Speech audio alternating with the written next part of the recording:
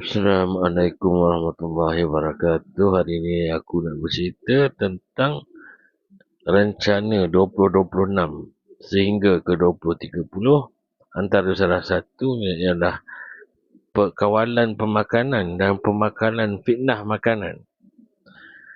Kita akan, apabila dia buatkan digital ID, kena lengkap vaksin apa semua, dia akan pergi ke arah digital currency, CBDC, di mana semua perbelanjaan kita akan di-tracking. Kemudian, kita akan kena ada digital ID, baru boleh beli barang, baru boleh keluar, baru boleh jual barang. So, tak ada digital ID, tak boleh beli barang, tak boleh jual barang. Itu satu cara kawalan lah. Kawalan perbelanjaan. Kemudian makanan. Ada makanan yang kena beli, kena ada digital ID. Beli beras, beli itu. Yang penting-penting kena ada digital ID. Yang tak ada digital ID, yang benda-benda yang tak apa-apa, yang makanan junk food mungkin tak ada digital ID. Tapi makanan-makanan ruji, beras, nasi dan sebagainya, telur, daging, ayam, kena ada digital ID. Itu satu hal, iaitu cara mengawal makanan, mengawal perbelanjaan. Kedua ialah fitnah makanan, iaitu kita akan, Bill Gates dah umum dah makanan-makanan yang daripada najis, daripada sampah.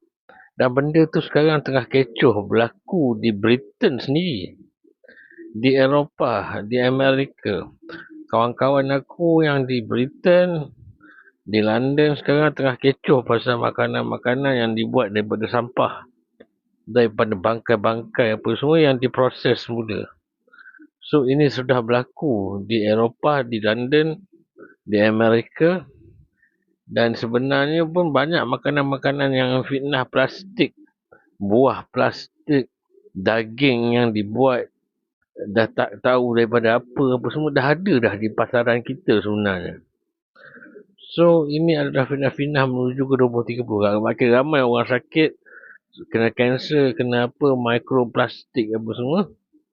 Dan at the same time juga perancangan digital ID, vaccination untuk mengawal pembelian dan penjualan makanan.